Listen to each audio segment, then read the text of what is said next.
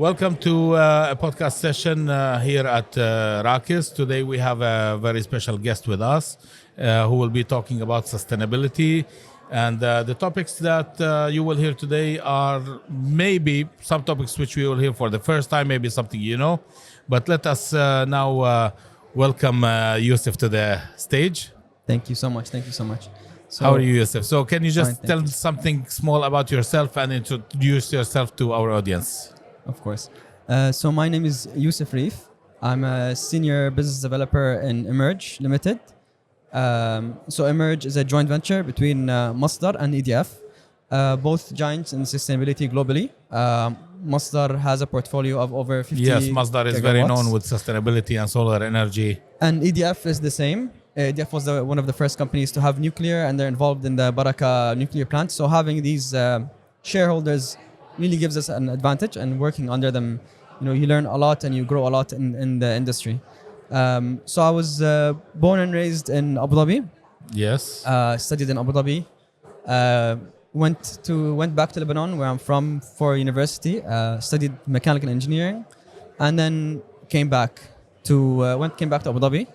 And what got you into sustainable energy? I mean, because I have met a lot of people previously, but I didn't meet people that were passionate about sustainability and getting into sustainable energy and so on. So I was always interested in it just because of the fact that you can get free energy from the sun. It was always an interesting idea. Earlier, it wasn't really feasible because of the cost, and it wasn't really promoted as much. So when I did graduate, I was interested in it, but I didn't see maybe the market. And also I had the family business. So as soon as I came back, I was looking for a job, and my dad told me, while you're looking for a job, come work in the family business. Yeah. And which happens always in all the families. And then this period of saying that, just until you find a new job, it becomes 7 or 8 years. So I stayed in the family business for almost 7 to 8 years. I was always involved. Yeah. The family business has nothing to do with sustainability. It's actually about natural stone, marbles and granite, countertops. Which is very good. I mean, this is also a booming business as well. It is a booming business, but many people say that they want to be business owners, they want to have a business, but you might also know it's very tiring. Like it is draining. It's a 24-hour job. I know. Tell me about it. If I tell you my story, it's a long story. I mean, I used to work for others until 2015, but you come to a certain point where you realize that you are making money for others, basically, and you can do a lot. That is when I decided, okay, let me now start do my own business. So why not give it a shot? It is a very, very, very hard. I had lots of people today coming and asking me about that, especially students are coming in. It's not easy. It's very hard.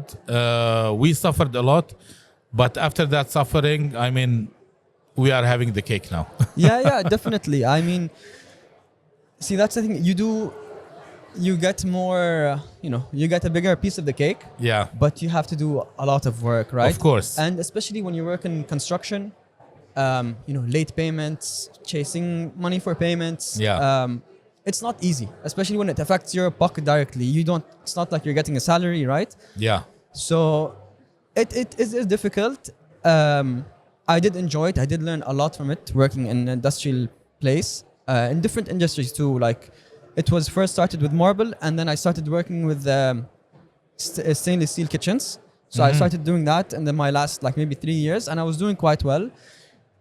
But I think there was maybe no growth, I guess, in the company itself. Okay. Just because it was very old school. And I tried to change a few things. But sometimes in a company, it's like 35 years old, my dad's running it. It's difficult to introduce new things or implement new things. Yeah. So I kind of was looking to move out of it, just to prove to myself that I'm not just the owner's son here, that I can do something. And I just wanted to prove to myself that I can achieve something by myself. Yeah. Not that I didn't know it, but I wanted to to see it. We have a similar background in that and similar story, because my father has been here from the 70s in the UAE, and I mean the same thing. I tried to work with him, but it's not that I didn't want or something. I was like passionate. I wanted something more. I wanted to, what you said, to prove myself something, and exactly, and I have a IT background, so implementing new things in the company and bringing, changing the system, changing everything was really a headache. So I said, okay, let me do my thing. I'm gonna leave, and I'll do it by myself. Exactly, and it's a very difficult choice, right? Yeah, I it mean, is very difficult. At the time, I was a company owner, alongside my dad. Yeah. And telling him that, listen, I want to leave and try something, and I'm not getting paid. Yeah. So I took a few online courses before on sustainability, on PV panels, and I really wanted to get into that field, especially because it was booming, and with COP coming. So this was around 2021. And then I met our GM Michel in an exhibition in Abu Dhabi Sustainability Week, and it was a startup. The company was a startup. It was like less than 1 year old at the time. There was only 4 or 5 employees. So I asked him if I can work for the company. He said, you don't have he's like, you're 30, you don't have experience in the field. And I told him, I don't want money. I do it for free, and I'll prove myself. I mean, what a move, man. What a move. It's not an easy decision, to start working for someone, for free, even though you have a lot of experience. You worked before and everything. And to do that, it's a big challenge. It's a big challenge. Some of my friends, I could tell, they would motivate me and tell me, yeah, you should do it. But I could tell they had a look in their face, this is crazy. You're a business owner. You're an owner of business. Now you're working as an intern at 30. Oh my God. But in my head, I was like, it's 3 months. Yeah. What's the worst that can happen? I go back to my family business. I'll give myself a chance. Yeah. So, I mean, in these 3 months, I learned a lot. I did learn a lot from the team, from the engineering team. I started off in the engineering team. So I started to work in design of PV systems, started to work with different clients. And you could see that the company was going in a certain route. It was growing really quickly and understaffed. So it was advantage that it was understaffed, because I got to learn so much as intern. So I said and you got the chance to grow together with the company. How the company grows, you are growing with it. Exactly. So even though I didn't have much experience, in electrical engineering, I'm still an engineer. So it wasn't that difficult to learn, as long as you get the knowledge in, and especially from a very strong team I had. And after that, they offered me a 6 months extension. Mm-hmm. And so after that 6 months extension, I got a contract. Full-time contract. Wow. So I stayed in the engineering team for almost 2 years, and after that they saw that I also have skills in business development and talking to people. Yeah. After they sent me to a few seminars too. So I started doing both design, engineer, and business development, but it got too overwhelming. I went back to the family business kind of scope. So they moved me directly to business development now, and I feel like I'm in the right place. This is good to hear and good to know. Yeah. So I mean, I have the technical background. I already did the design. I had the technical background. So now when I sit down with a client, I can answer, let's say, 90% of their technical questions without needing my technical team with me. Also, because I worked on different projects and I've been on site visits, as soon as I come to visit the client or to see the site, my advantages are that I know where we can optimize the project, where our cost might increase, where our engineering team should take care. So this, for me, I see as an advantage. And when the client sees that you have a technical background, they're more comfortable with you in negotiations. So that's something that I look. It's believe me, it's very nice. It's very challenging, and I think it is not easy for young people and to take that step and to do the step you did. And one thing that I also want to add, when I did this, I was 30 when I decided to switch careers and do this, and it's not easy, but it's possible. Many people, they tell me You can't I'm already like 28. I don't have a career. I want to switch careers, or at a certain age. You see some people switching careers in their 40s and 50s. You don't regret what you did. No, I don't. Yeah. I mean, with the growth that, like, luckily I entered the company early. Yeah. It was, like I mentioned, I think 5 employees, and now we're almost 35 employees in 3 years. And that's the only Abu Dhabi team. There's also a team in Saudi doing this. So yeah, growing with the company, and now we have people trying to buy shares from the company. So being part of this growth, I don't regret it. Some people tell me like, oh, like now you're an employee, you're not a business owner. Honestly, the advantage is... Yes, there are advantages being an employee, definitely. There are advantages, and there are advantages being your own. But of course. Again, it all depends. It all depends where you work, whom you work for, which companies, your passion, what is it that you want from your life, and definitely. I think also growth, like you mentioned, like, and also your family business. Right now, everything is online, right? Advertising, Instagram, Snapchat, and this is very difficult to get, older people to use. So I think that restriction of growth for me was where I didn't feel comfortable staying in the family business. So yeah, once I left and explored by myself, and I was just more comfortable. Honestly, less stress.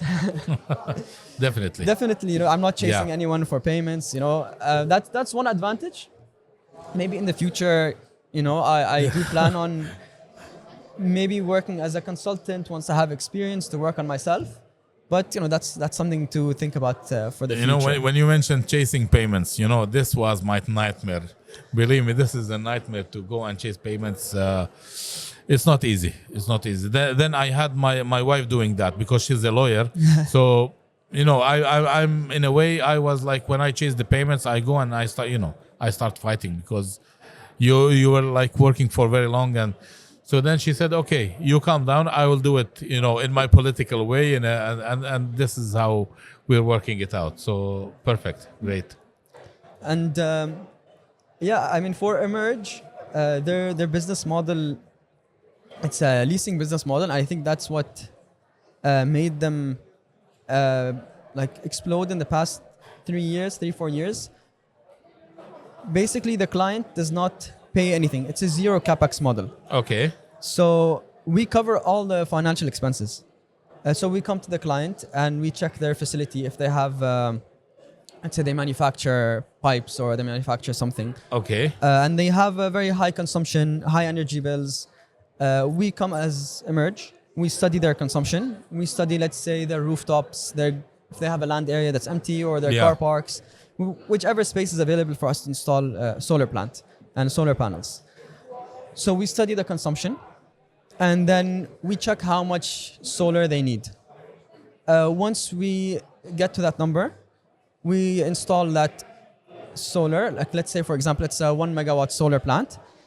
We cover the expense. We do the design, the engineering, the procurement, commissioning, and we do the operation maintenance. So you are doing the whole investment in that. Yes, and the way that Emerge recoups the investment is that we sell the energy that we generate from the solar panels back to the client. Okay. But at a cheaper price. Okay. From what they already pay. For example, in Abu Dhabi, the industrial tariff is at 29, sometimes subsidized at 20. You have in Dubai, it's 44, Ras Al Khaimah, it's around that also 40 mark. Yeah. So we have some clients that we offer tariffs of under 15 fills, 17 fills, 18 fills, sometimes even under 15. Depends, of course, on the scale of the project, right? The bigger the scale of the project, the cheaper the tariff we give them. So giving them a tariff lower than what they pay for the distribution companies, they save money on their operations, right? And at the same time, they focus on their own work. We do everything for them, and we do the operation maintenance. And we insure the plant too. Mm-hmm. So the client doesn't have to worry about anything. We're saving from their monthly bills, and we're reducing their CO2 output. Okay. So it's a win-win situation for the client. Yeah. The only risk that the client sees is that it's a long-term agreement, usually between 15 to 25 years. It's like the distribution companies. They install the cables, they install the MCBs, they install the panels, everything, and you just pay for the electricity bill. Correct. So it did the same scenario. It's the same scenario, and you're saving money from your distribution bills, and your operations becomes cheaper. At the same time, it's very good for the environment as well. For the environment, of course, and people that promote it. You know, right now everything's about promoting sustainability. Yes. And many of these companies now, they're realizing that when they're selling a product and it says in the product that this was made with, even if partially made with green energy or clean energy, you have more clients that want to buy it. Okay. Especially in Europe. And some projects, the contractor actually asks how much CO2 was used in developing this building or infrastructure. Yeah. So this will affect because the material has less CO2 output in it. So this is where I see also the growth, why the growth has came and will continue growing. Perfect. With distributed solar. Perfect. I believe everything is what you said makes sense. But in terms of investment and everything, it's not easy to do that. So what are the main challenges that Emerge is facing here in the UAE? So I think the major challenges in the beginning was educating about the leasing model, because not many companies knew about the leasing model. For them, it was always capex, where IPC comes, you pay them a lump sum, they get the job done, and then they leave, and then you have to operate and maintain it, and that's where many companies face a challenge in operation maintenance. I know a lot of villas that even for the local community that build their villas, they were searching for solar solutions, but it is them that they are buying the equipment, buying everything, and at the end, like when they start calculating, they're like, okay, but my investment is so big that I'd rather pay the electricity bill. Yes, so that is like the challenge for us also was to prove to the clients that when we install a solar plant, we're saving you money. Yeah. And we remove the risk of the client because we're doing the financial investment. Yeah.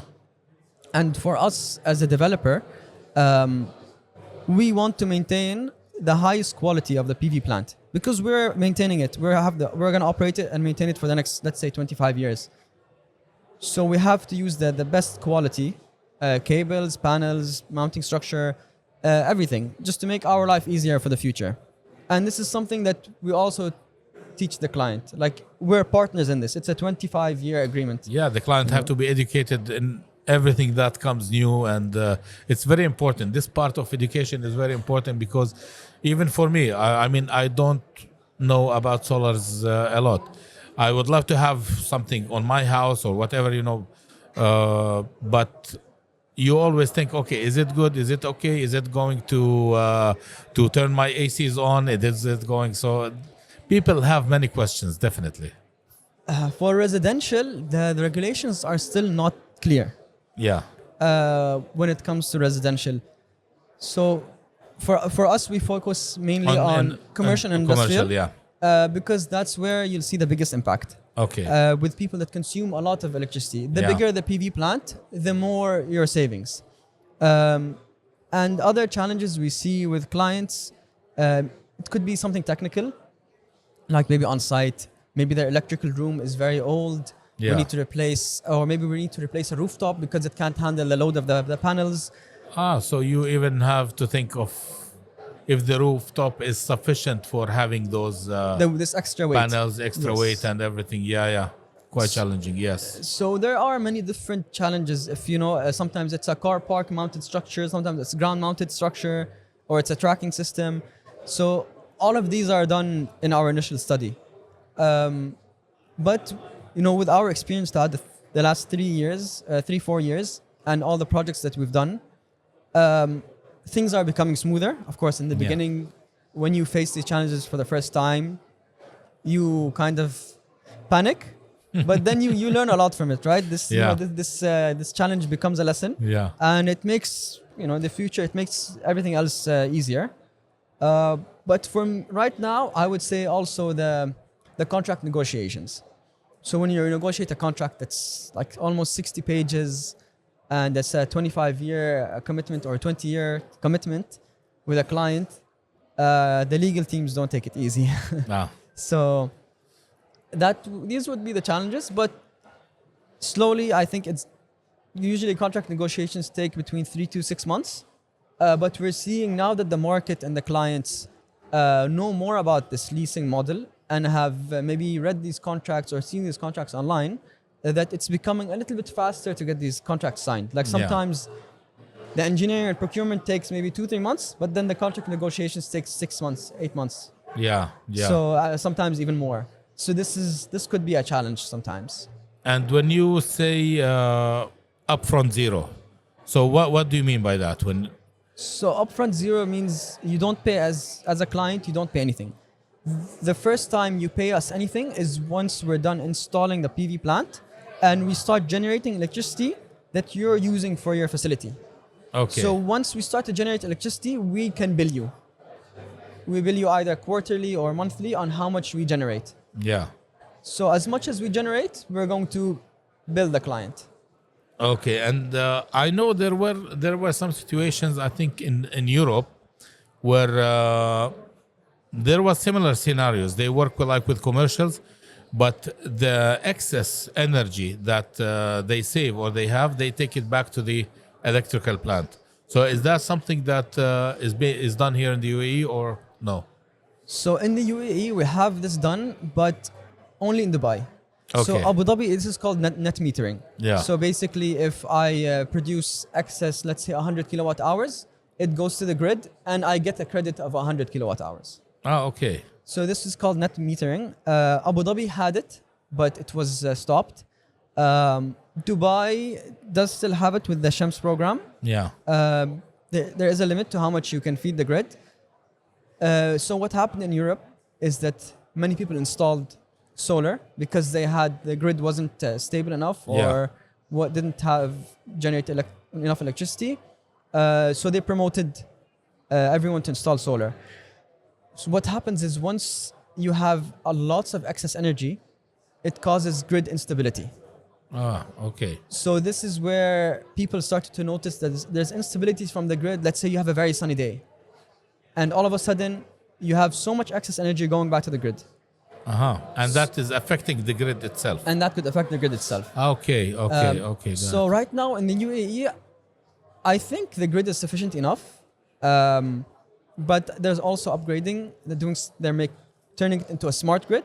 Yeah. At the same time, Abu Dhabi has Baraka nuclear plant. So, and I think also for grid stability in Abu Dhabi, for now you're not allowed to feed the grid. In Dubai, using the Shams program, you can. In other emirates, you can. So each emirate has different regulations. Yeah. So that's also something, as a business developer, I have to learn every emirate and its regulations and the changes in regulations for each emirate. So that also makes things complicated a little bit. I know, being born in the UAE, yes, you have to get used to that. Each emirate has its own like laws, its own regulations actually, and it's like almost like every emirate is operating by itself. Yeah, and sometimes like the scope of the projects completely changes. Just when if you take the same project, move it from Abu Dhabi to Dubai or somewhere else, it's completely different. Regulations, approvals, everything is changed. Okay. But the positive thing is they keep coming up with new regulations and updating new things. them. See, this is what I love about the UAE because they follow the trend, they follow innovation, they follow technology. And like other countries, to change something in the regulation, it takes ages. And it takes years, and it takes lots of approvals. And in some countries they're like, man, for us to change the regulation, no, that will take, it's something very hard to do. And there are lots of decision makers. In the UAE, it's like, just do this. Okay, we're doing it, and that's what I love about the country. And this is why everything is innovative. Of course, yeah. And sometimes they don't follow. Sometimes they lead. They don't follow, right? Sometimes they're the ones that are doing it for the first time. Yes. The biggest, the best. So. And we follow. Yeah, exactly. And we're happy to follow. Yeah. We're happy to be part of this. So the regulation keeps updating. Like in Dubai, you can have, let's say, big PV plants for every company. Yeah. Now they put the Shams program, and there's another program called D33. So this way you have different options. You can either go for net metering, smaller capacity, or you can go for limited metering and larger capacity. So they also give you options. Yeah. We've also heard from the Department of Energy that in the future they are studying having battery storage or battery energy storage systems, or BESS, included for the commercial and industrial sector. And when we talk about batteries, there's also the biggest project in the world that's happening right now. It's called Around the Clock by Masdar and EWIC. It's going to be 19 gigawatt hours of battery storage. Wow. And 5 gigawatt peak of tracking solar system. So it's going to be the largest project in the world. It has capacity, and it's going to be feeding 1 gigawatt hour constantly, 24/7. Okay, but are there risks on keeping batteries to operate? So risk in what sense? In the safety? And safety, yes. So the technology of batteries in the past, let's say maybe 2 or 3 years, has grown substantially. From when I first joined Emerge, you see the fire rating, how smart these battery storage systems are. It's a containerized system, and it has like heat sensors at a cell level. So each cell, it will tell you how the temperature inside. It has water cooling, air cooling, exhaust systems, firefighting systems. So right now, the new battery systems come fully loaded, and the technology is basically, they learned really quickly from their mistakes. Yeah, see, I'm asking why. Because I have seen on social media, many people are posting how electrical cars are getting on fire, and batteries are getting on fire. So that is quite, I'm curious about that, and because many people, this is the first thing as a consumer. This is the first thing that pops into my mind. Yeah, of course. Even when clients come to us, if we ever mention batteries, they get scared. We don't want a battery in our premises, or. It is true, because when the technology first comes out, it's not going to be perfect. Yeah. And there's always going to be improvements. So the first versions of batteries did have errors, but recently it has dropped to even less than 1% with the new batteries that we see. Of course, this is when you're talking about the high-end battery suppliers, right? The tier one, the top tier suppliers. You can monitor the battery from your office, and the battery can be somewhere else. You can monitor everything that's happening with the battery, how much it stores. You can control how much it stores too. So and with AI being built into the batteries, it's a little bit safer, right? With the observation and making sure everything's under control. So if we talk, for example, I'm out of the topic. If we talk about electrical cars, so the manufacturers should know from whom to supply the batteries, and so it's not like from any factory, and this is what makes the difference probably. Yes, of course, because it's at the end of the day, any small puncture or any small issue with the battery, the lithium battery itself, it could cause a thermal run where it just goes on fire, and it's very difficult to switch off. Wow. Which we've seen with cars. Yes. So we hope not to face this issue. We haven't faced it yet. Inshallah, we don't face it ever. Inshallah, yeah. And and we have also the project in Ras Al Khaimah that we have batteries also being delivered on site in the manufacturing manufacturing facilities in Ras Al Khaimah. Okay, mashallah. And tell me, what happened with Emerge in 2024? Because in 2024, as I know, they tripled their capacity, right? Yes. So we signed many clients. So we have clients that range from ADNOC. Yeah. We have ADNOC petrol stations in Dubai, all of the petrol stations. That's around 30 petrol stations. We have almost 150 petrol stations in Abu Dhabi. Okay. Our first project was Abu Dhabi Airport, International Airport. It's a 3 megawatt car park. Mm-hmm. We have Warner Brothers. Oh yes, I have seen in Abu Dhabi airport all the car parks are covered with solar. Solar, yeah. So that was our first project. This is what Okay. initiated Emerge and got the joint venture between Masdar and EDF. After that, we have Warner Brothers. It's a 7 megawatt rooftop. We also have with Miral, with SeaWorld, 8.4 megawatts, car park and rooftop. We have with data centers, 7 megawatts in Masdar City.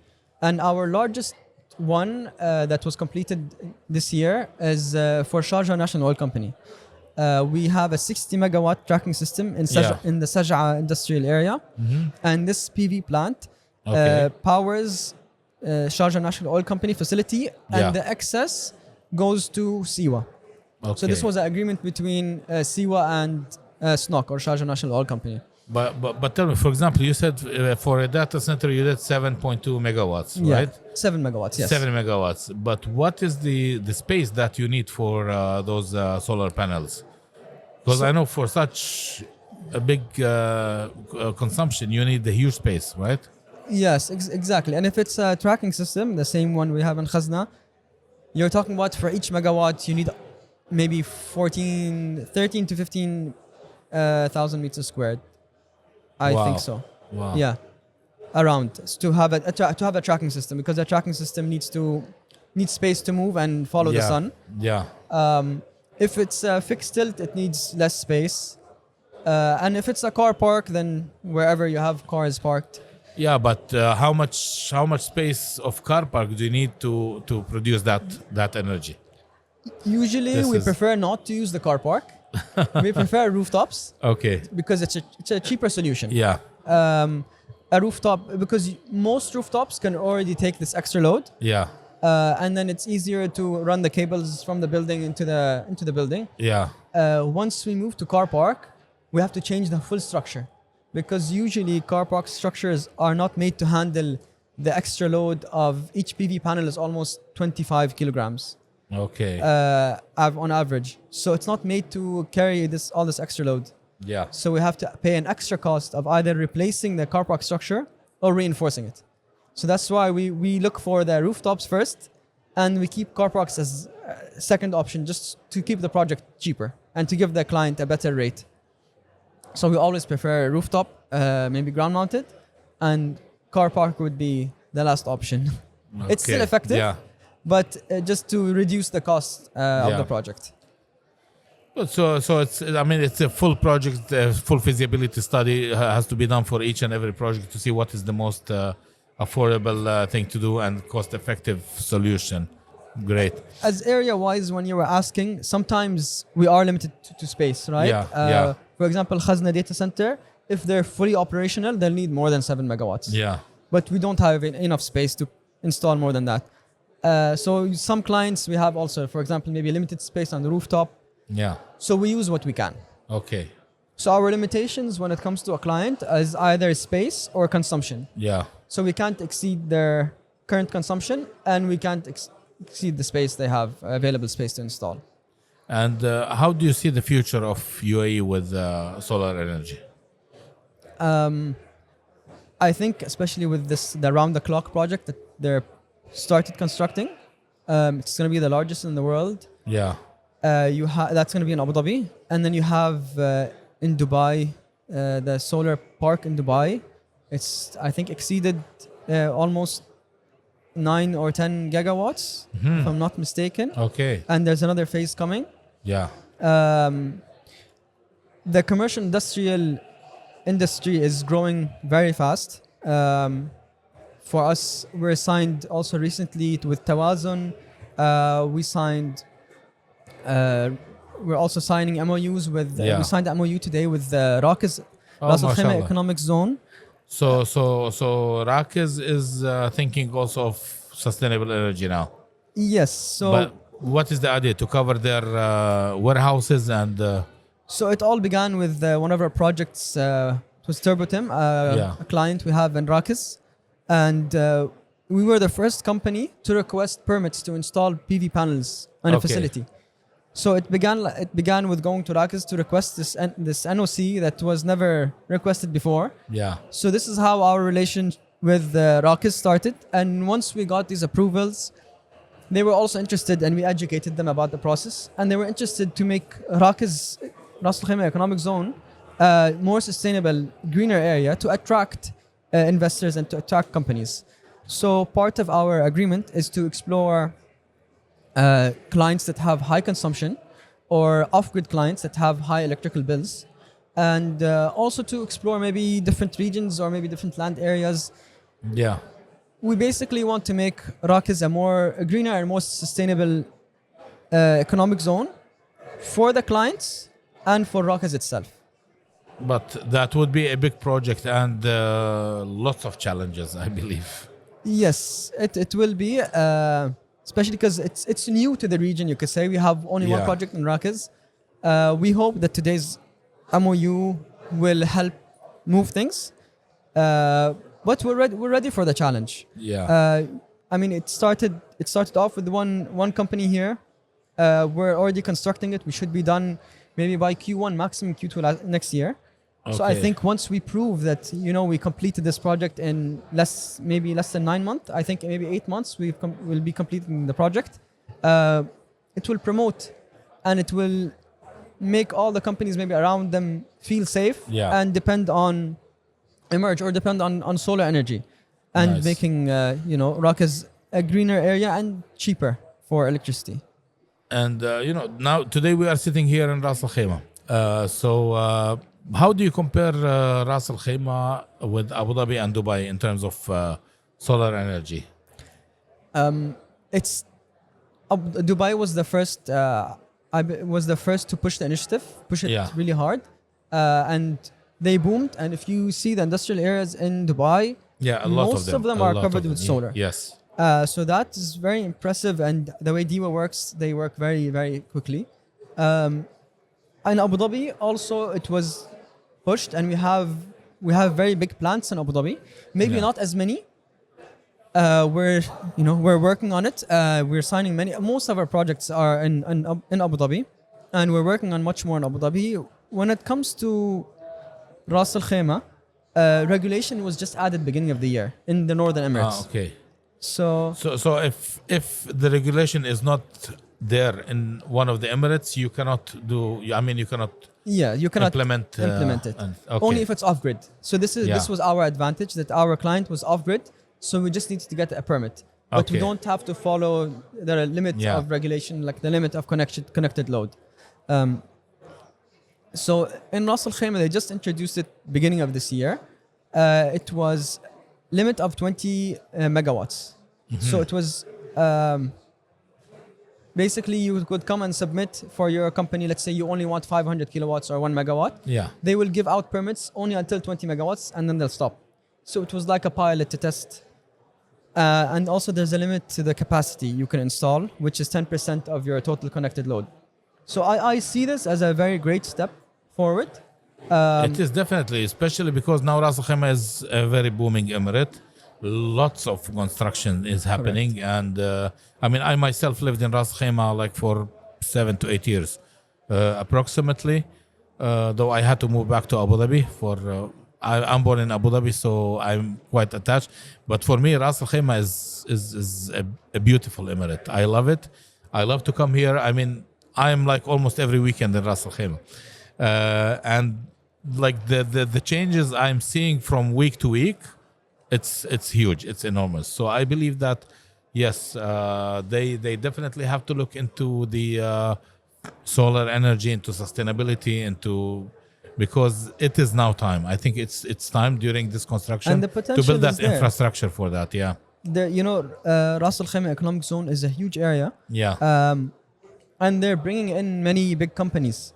With the rapid growth of Ras Al Khaimah, this brings in many companies, many investors, and these companies and investors, many of them would love to have a sustainable source of energy. Yeah. So this is also one thing we have, with our MOU with RAKIS, is to support them, bring in new investors and new companies, and I think this would boom the market here. It's already booming, so we will be part of this this boom from the beginning. And grow Definitely. with I it. mean, I know RAKIS very well. We work also close with RAKIS, and they have a lot, and a huge number of investors that are opening and setting up companies with them. Not only companies like as virtual offices, but there are companies that are building big, facilities, big Factories, and industries facilities, correct, in, yes. in the area, big factories, and I know a lot of investors who just started building those factories. So definitely, it's a good move. Now, when Ras Khaimah will start implementing this, the solar energy and sustainability. But when we talk about sustainability, it's not only solar. There are many things that are also there behind building a full sustainable city or a sustainable country. But what challenges might Ras Al Khaimah face, or industries or factories, when they want to migrate from the grid to solar energy? So of course, first thing is, as mentioned before, education. Many of them have concerns. They think maybe the solar will interrupt the grid. So when you have a grid connected system, a solar system, the system there supports the grid. It doesn't Yeah. replace the grid. Okay. So let's say if we connect a PV plant to your facility, something goes wrong, it doesn't work, you still have electricity coming from the grid. Your operations won't shut down. Yeah. But when the solar is working, it just consumes less from the grid and takes more from the solar. So this we have to teach the client that no, don't worry. Let's say you have a cloudy day or at night when there's no sun. Yeah. You're still taking power from the grid. We don't need batteries. The grid's still there. Regulation would be another challenge. We have a limit of 10% to connect to. 10% of the total connected load of the factory. Yeah. So for some factories that operate 24/7 and they have a high connected load, we can only offer them 10%. So this is a limit that's set by the regulation. I do believe this limit is going to be pushed because the first batch of regulations that was released was sort of, you could say, a pilot, just to see the reaction of the market and the developers, the developers and the companies. So once that limit is increased, I think we can have bigger projects and bigger benefit. Maybe when we get permits in the beginning, requesting permits, from the municipalities, because it hasn't been done a lot before. So it's always the first few permits, there's going to be issues and problems releasing them. Yeah. But it's nothing we haven't faced in the other markets. We'll just have to repeat it again. But being the first here, it's more challenging, but it's more rewarding because we're the first people to be here. So everyone's going to know Emerge, everyone's going to know you. So you'll be the first they reach out to. You came at the right time. Exactly, perfectly at the right time. And now, if a company or a factory wants to reach you or to contact you for implementing the solar power, what is the first thing they have to adopt, or what is the first thing that they have to do? So they have to first thing check their consumption. Okay. They need to make sure they have enough space to install solar. Yeah. And of course they'll have to bring both the commercial and technical team. Yeah. To come to us and tell us, okay, for example, we have this rooftop, you can use this area, or this piece of land, you can use this area. Let us know what you can provide. So this is when the client comes to approach us. Yeah. And, they should just know basically these basic things, which is the consumption, the areas where you want to install solar. And then after that, our engineering team will handle it and give them a proposal with the layouts and the commercials of the tariff. And it would be the same with the zero upfront. Yes. Same as we only have one model, only the zero upfront model. Okay. Yeah. So we don't have a capex model. We only have a developer model. Nice. And what do you think that Ras Al Khaimah should do in order to attract investors who already have their facilities outside of the UAE? Well, I think I'm asking because now you are working closely with the RAKIS for those sustainability projects. So can that be something attractive for those investors or no? Of course, because that was the main reason when RAKIS saw us working with our client TurboTim, how he was using diesel full diesel generators. Oh my God! And we turned from full diesel to fully sustainable to solar plus batteries. So his CO2 output was very high, and now it's almost zero. And his tariff was more than 1 dirham, and we dropped it by almost 50%. Wow! So once they saw the impact, they see that, and that's a small, you could say relatively small company compared to what is coming to RAKIS. So when you have these big factories coming, and they know that there's someone, a developer, that can come and install solar for free for them and do all the engineering and the procurement and the construction for free and save the money from now until 20 years or 25 years, I think it's a no-brainer for companies. Like, it's a huge plus. Zero capex, you have savings on your operations, and it's great advertising.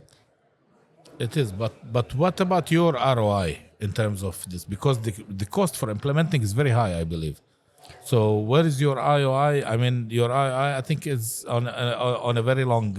Yes, it's a long term. That's why most of our contracts are minimum, like 10 to 15 to 25, sometimes 30 years. So of course we recoup our investment in the long run. When you have a bigger portfolio, you start to save money on operation and maintenance. So this is why the company is growing to increase the portfolio. And in the long run, when our portfolio grows and our average cost for the operation and maintenance decreases, this is where we can see maybe more profits. This is why the company is pushing to grow the portfolio. But yes, these projects are a very heavy investment. Yeah. But being specialized in it, for us, we know the products we're using top tier products. Only products that are listed through Masdar and accepted through Masdar, ADQCC, and all the other regulators have to approve these products. So we're sure that these products can recoup our investment. We're confident of our engineering team and our commercials. So it is, when you think of it, it is a huge risk. But with our experience, we're seeing the reward, especially because the company is just 4 or 5 years old. But I mean, yes, 4 or 5 years old, but in only 4 or 5 years, you are doing a very, very huge investment. Yes, correct. We have a huge investment. So the company started with a huge capital then, I believe, yeah. Yeah, we do have our shareholders fund our projects. Yeah. Sometimes we do take loans from banks, depending on the project itself. So yes, there are risks. But if there was no profit and if there was no target to grow sustainability in the UAE, to reach this net zero target by 2050, if these factories and if it's just the utility, it's not going to happen. Yeah. You also need these smaller companies. You need people in their house to push this initiative. So, it starts with utilities, the biggest, the biggest cut. Yeah. And then we move to the commercial industrial sector. And then after that comes the residential. So when you group lots of commercial industrial factories that have solar, you'll reach maybe hundreds of megawatts, maybe a gigawatt, right? Yes. Through just the CNI. Yeah. And residential will be a smaller piece of that, but of course it all makes a difference. So to reach this net zero, you need everyone to collaborate, and we need to push it through not just Ras Al Khaimah, but Ras Al Khaimah, Fujairah, and the other northern emirates. Yeah. We see Ras Al Khaimah. You could say it's one of the first in the northern emirates to push this. Yeah. And hopefully we can see this push also through the residential. Yes, let's hope. Now, in terms of residential, I think it should start to go from the compounds, not like from individuals. For example, you have like here areas like Al Hamra, you have Min Al Arab. So I think the initiative has to come from the developer himself. Okay, let's do something new to our community. Let's try and change everything to be sustainable. I mean, we have the sustainable city in Dubai. Dubai, yes, correct. They did an excellent project. I had the chance to sit with the developers and the owners and like listen to the story. It's a very interesting idea because it's, as I said, it's not only solar. They have renewable, I mean, the energy, the water, the planting, also the greenery, everything. So this is something that also can be implemented here in the existing compounds and in all the new development compounds, I believe. Yes, definitely. The only challenge would be that regulation for installing in residential buildings are not very clear in many emirates. Okay. So that's maybe one challenge. Also, the cost of electricity is not very expensive than UAE for residential. So installing solar, your return on investment will take a very long time because your tariff is cheap. For in Abu Dhabi, you pay 20 fils or maybe 29 if you have a high tariff. Yes, I know, but see, when I talk about residential compounds, those are like villas, townhouses, and so on. See, the AC system that they're using like DX systems, and that is consuming a lot of power. It's not like the chilled water where you don't pay anything for the electricity. So that's why. I know. I'm thinking from my own experience because I lived in a villa in Ras Al Khaimah, and the what we were paying was huge, especially during summer when you are like leaving your AC on. Sometimes we used to pay like up to 3,000 or 4,000 dirhams per month just for using the AC. Yeah, and in Abu Dhabi in the summer we pay the same. Yeah. We pay up to 3, 4, sometimes 4,000. Because of course you have to leave the ACs on 24/7. You can't switch it off. Yes, I know. It's no way. Even if you are traveling through the summer, you have to leave your AC on, even if you are not staying, because everything will be, like molded and your walls will be black and which. So I believe yes. A good step is to move like from compounds, like to do the whole compound. Not just one. No, one by one. It would be a group initiative. Yeah. And for I would love to see this. I think it will happen. With the push of UAE, the net zero initiative. We can see that now. I think 25% is coming from the nuclear, and you have much more coming from solar. It's growing rapidly. Yeah. But to reach net zero, you need to include batteries. And I think that's what's happening with around the clock. And with the regulations coming, maybe even in the future, it becomes cheap enough for people to install batteries in their house and to go off grid. It's the same thing we see in, for example, in Lebanon, right? Yeah. Many people are off grid because electricity is very expensive. They have to rely on diesel or the grid is not stable. So they go for an off-grid solution. Here, the grid is very stable. And especially for Emiratis, it's very cheap electricity. Yeah. So yes, it has to come from the developer. Maybe sometimes if your electricity is very cheap, why should I spend the investment to install solar? Yeah, but again, people have a bit to think about the environment and the global warming and so as a sustainability initiative. As a sustainability. I mean, think of the future of your children, your grandchildren, and So yes, okay. And where do you see all this coming, like in the next, let's say, 20 years? 20 years. I think less. I think the progress we're seeing with solar, the progress we saw with solar panels from 20 years till now, and batteries from just 2-3 years ago till now, and now when you have AI built into everything. When you have AI built into these batteries, when you have AI built into the grid, maybe into your house also, I think we're seeing it in a shorter time. Yeah. I do believe that it could happen, at 2050, maybe even before 2050, achieve this net zero. So it's a very exciting time, I think, especially when you hear everything. Like last year and the year before, in all the exhibitions, I would hear energy storage. Yeah. Now it's AI. At every exhibition, right? So when you combine everything together, You have weather monitoring system, tracking systems, battery storage. When you have these communications maybe happening all together, everything will become more efficient. When you have a battery that's more efficient, tracking system that's more efficient, maybe a grid that can predict a surge, I think we can. The ideas the future, are the infinite, future, yes. I think when you say after 20 years, I don't know what I can imagine, to be honest, because after because technology is evolving. it's evolving very definitely, quickly. yeah. Like, who knew 5 years ago till now, AI would be the talk of everything, Yeah. and it would take over everything. Everyone is now using AI. I mean, for business, for personal use. So, yes, Youssef, I want to thank you very much for being our welcome. guest today. Do you have any final thoughts for our audience? Thank you so much for having me on your podcast. I really hope the listeners learned something from today. Yeah. And at the end of the day, we're pushing for sustainability. We're pushing to make not just RAKIS but the UAE a greener and more sustainable place. This push has come from the government itself, and we should ride this wave.